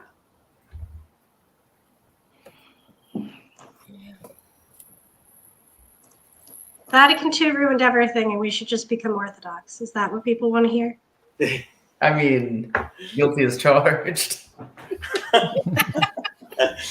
But Jules, you grew up Orthodox, didn't you? No, I converted.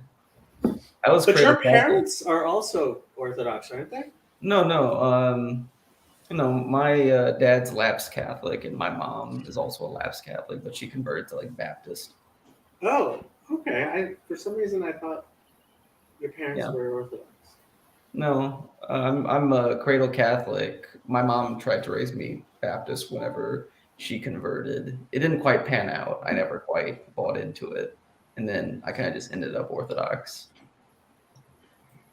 It was literally, I think it was like, I was thinking about converting to Catholicism, and then I thought, oh, why don't I just swing by that Orthodox church, like in Lafayette? Because like, what a novel thing, Lafayette, Louisiana, there's an Orthodox church. Would have ever thought?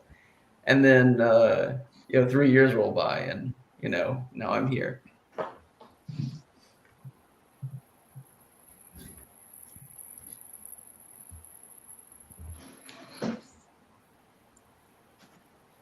So, like, theologically, what is the reason why you can't have a double communion? Like, why is it bad to have one after another? I don't see any theologians here, so I don't have a systematic theological reason. More so, it's a sacrifice. So typically, you only ever offer one sacrifice a day. But why one a day? Why to you, Jacob? But yeah, so actually there are two daily sacrifices. There's one in the morning and one in the evening. We have 2 daily prayers, so we keep that. But I mean, theoretically, though, there are multiple sacrifices because there is the incense, which is technically a sacrifice to God. But in terms of like the Eucharist, I'm not sure if there's any systematic. I don't know the systematic theological reason, or if there even is a systematic reason. I just know that the Eucharist can only be sacrificed once a day. Okay. You can't have pre-sanctified liturgy where you specifically will sacrifice another lamb at the epiclesis, and then you'll save it for the next day, and that's a pre-sanctified. Okay. That's only for in Lent, because there's canons that on certain days in Lent you can't have you can't sacrifice like a lamb during liturgy, so you have to have pre-sanctified. So why would you want to go through a 1 hour liturgy to have another communion?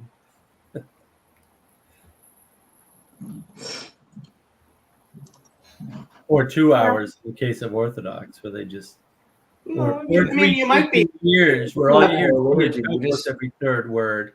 I've gone. I mean, the only times I've ever gone to a mass was because I was visiting someone. I went with friends. Like, I've never gone because I wanted personally to go.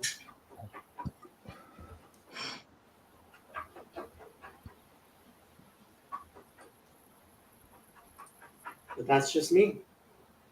Yeah. I don't know if I've ever gone to mass twice. I feel like I might have. Wait, so you guys can commune multiple times in the same day, or? I think technically, so the rule I've heard is that you can receive communion twice in one day, but it's kind of discouraged, and the second time has to be at a mass. And also, the reason for this is there was an issue in like the Middle Ages or something with people deciding that obviously how this works is the more communion you take, the holier you are, and the better your chances of getting to heaven. So they would just go around to different priests and just like collect it. I know that there was and just one try to get as much as they could. There And was a so it meeting- was more of a disciplinary practice that can be sort of let up on now that that's not as much of an issue than a like major theological thing. Yeah. But I don't know if that's fully right. So we're going to have to ask Father Eric later. I know there was a medieval abuse where people would actually like steal consecrated hosts and they'd use it to like as like protections. They keep it around their house or something. I could see that. I Yeah. mean, have you read Dracula? Dracula is wild in terms of like talking about abuse of the Eucharist. You could tell it was written by an Anglican. Oh yeah, you'd crush up the Eucharistic host and then put it around you as a protective circle, like it's a talisman. Yeah. They did that in Werner Herzog's Nosferatu. It's a movie that was in like the 80s. I remember seeing that, and I was kind of weirded out. But another interesting thing on the subject of vampires, it's actually in Orthodox it's sin to go vampire hunting. You're not allowed to because you're desecrating bodies at that point. You know, in the event that there is a vampire, sort of that's terrorizing a village, you're actually the priest's supposed to lead exorcism prayers, over the vampire at the site of the grave. That's fair. Well, if I ever meet a vampire, I will have to make sure that. Corey says, "You're from Lafayette. Are you friends with Jesse?" Who's Jesse? He was playing banjo. Jesse, who plays banjo from the retreat. Yeah, he was at Convivium with us. Does Jesse come on streams? I thought he had a few times. I thought he has come on stream, but I might be confusing him with somebody else. I mean, there's Jess P, and then there's Jess E. What's Jesse's last name? Good question. I don't know. We exchanged phone numbers with Corey, and then we had to realize that we didn't know each other's last names. Who's that guy to put it in context? Who's that guy that you do your shows with, Mark? What's his name?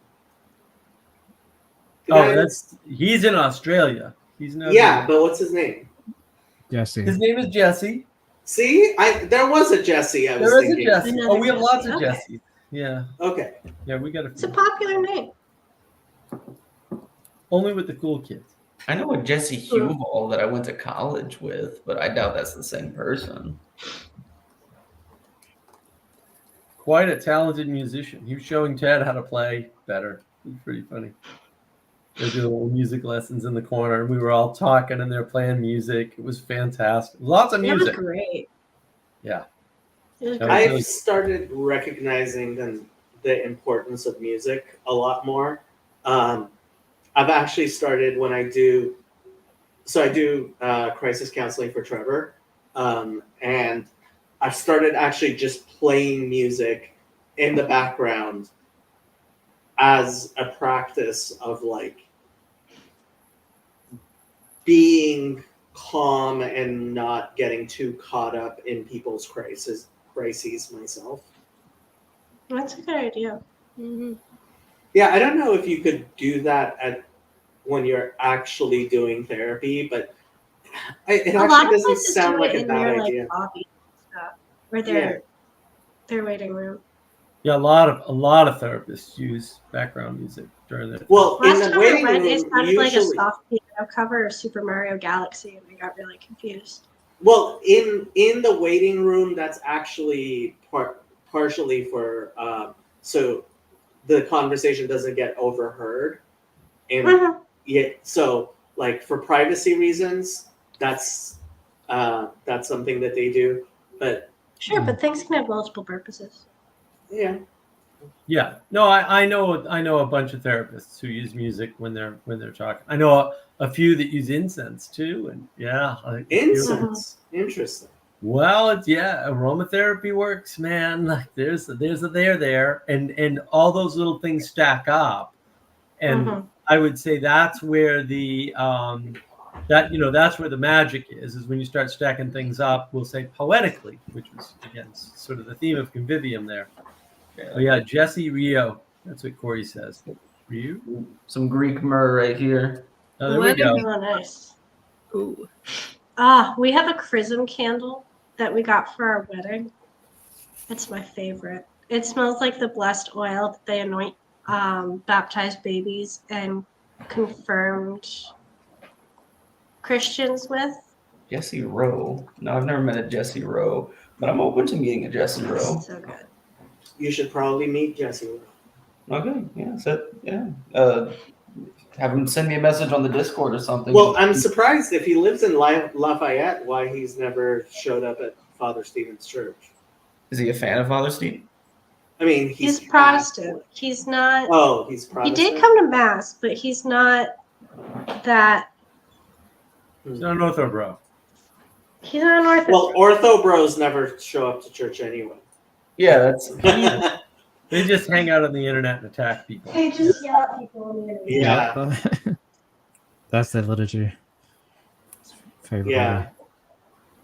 I've been having an interesting experience on Twitter today with like people losing their minds, and I think it might be the first time that I find myself, because I used to be the guy who kept on saying, no, arguments on the internet are actually important, and like today I was like, why are all these really like busy, like they are people who could be busy doing things, but they're sitting yelling at each other on Twitter. And Twitter's a pretty bad place to have serious discussions about anything. Yeah. Because I've noticed, like, I'm looking back at like the earlier tweets that kind of got me into trouble, as in people started reacting to them. I'm like, yeah, I could have worded those better. I could have worded this better. And it's like, but it's Twitter. Like, you're constantly hitting up against the word limit and like, so yeah. Probably should just avoid Twitter. Probably. I don't have a Twitter. I don't have a Twitter. Discord's Mark bad and enough. I do. So yeah, Discord's bad enough. For me, it's the YouTube comments that get me. YouTube. Yeah, YouTube's pretty bad. Discord's really bad. YouTube's really bad. Twitter's really, really bad. Yeah. Video chat is a lot better. Long form video chat. I've started really preferring video chat. Although honestly, I've also kind of started, to the extent possible, trying to do things here in real life in Los Angeles, which would be nice. Although I'm kind of reluctant to do things in real life here in Los Angeles because it's Los Angeles.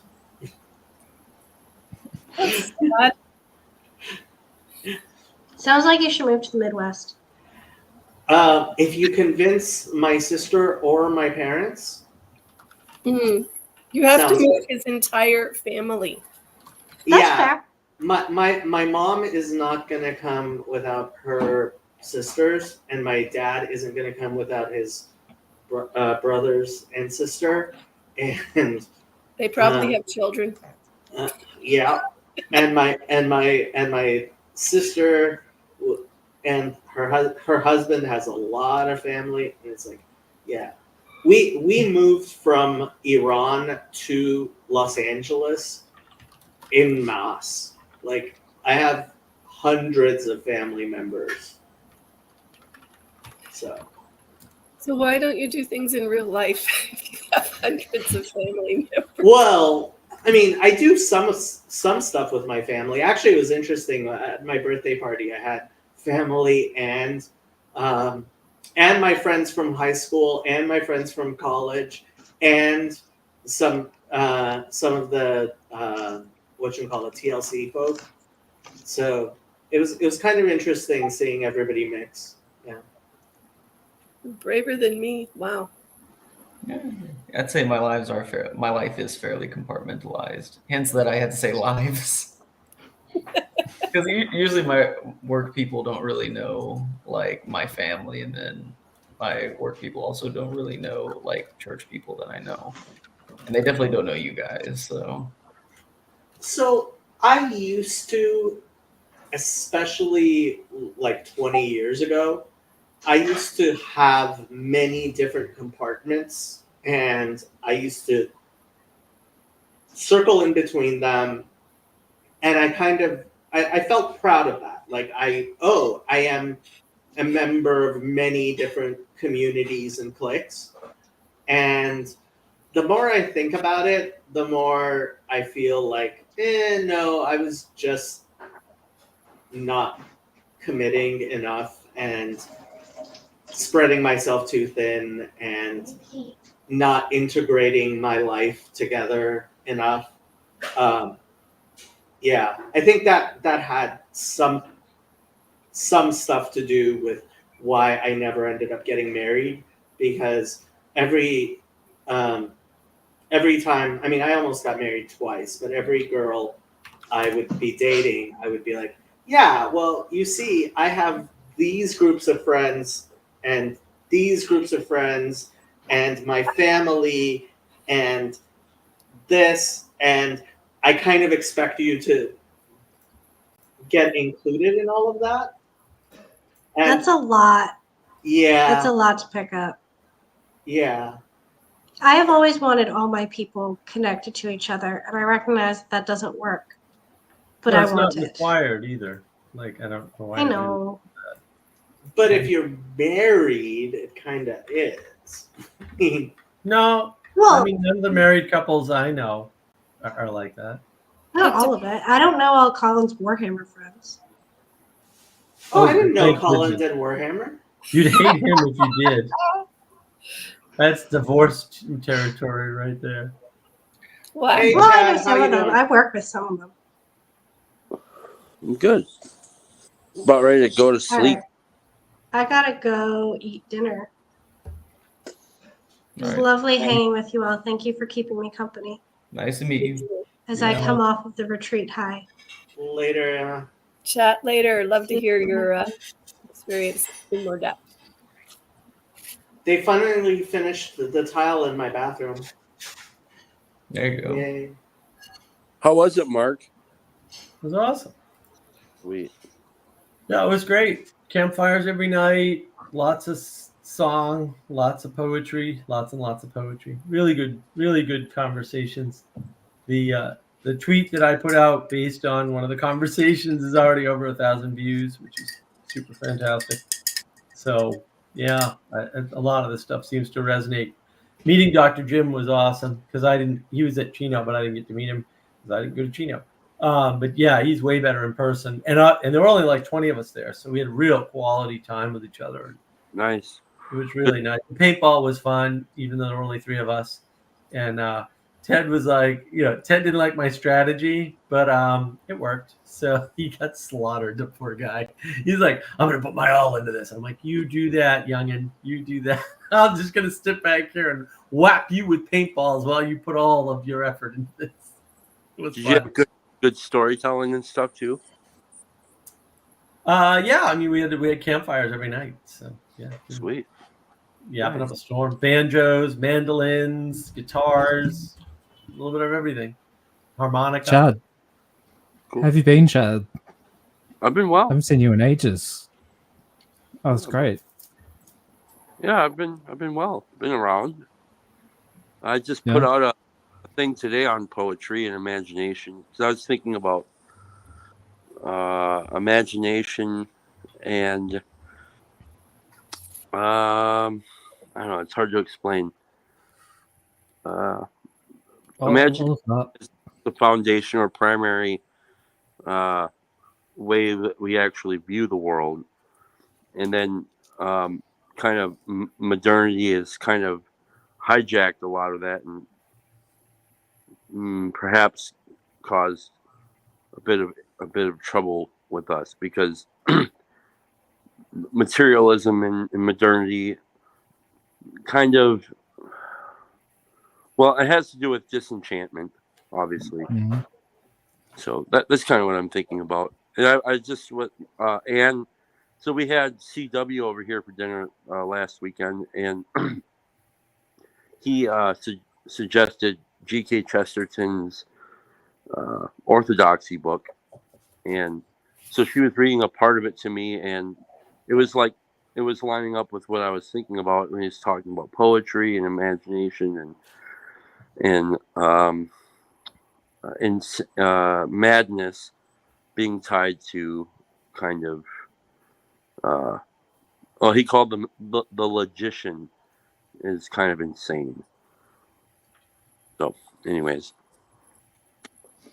what's your YouTube channel again? So I can look this up. The Friday Morning Nameless. Friday morning. Thank you. Mm-hmm. So yeah, I did that today and went to church and got some relaxation in and back to work tomorrow. Oh, Jake, you're muted. How was the meeting with CW and Grizz and everybody?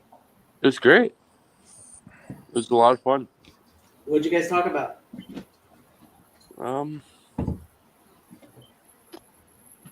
Just the types of things we talked about. Okay. You know, it's all the usual topics. The ever-changing world, and or at least over the last, I would say, how the last century has modified how we interact with reality and domicide and cultural side and all that stuff. Oh, good. You're gonna love the talks whenever Ted gets around to releasing them because they videoed the talks, and you're gonna love the talks that we did. They were really good. They're because it's all about poetry and poetics basically. So yeah, everyone's gonna love them. They're really good, really rich conversations. Dr. Jim is great. Father Eric's always wonderful, and Ted's amazing. So I can't wait for them to get released, and we'll see how good the audio is. But they had fairly sophisticated setup, so hopefully everything will sound crystal clear. Excellent. Well, I'm looking forward to that. I just want to drop in and say hello. And, I got to get to bed now. All right, good to see you, Chad. Sleep Good well. night. Good to see you, Chad. Yeah, I think I'm gonna end the stream. It's been 2 hours. All right. Any last words? We got the talks coming out soon. I hope. I didn't get a chance to ask Ted when that's going to be done. I'm so excited to hear everybody listening to them. But other than that, no. Have a great night. Hope to see you at open mic next week. Cool. I am going to end the stream.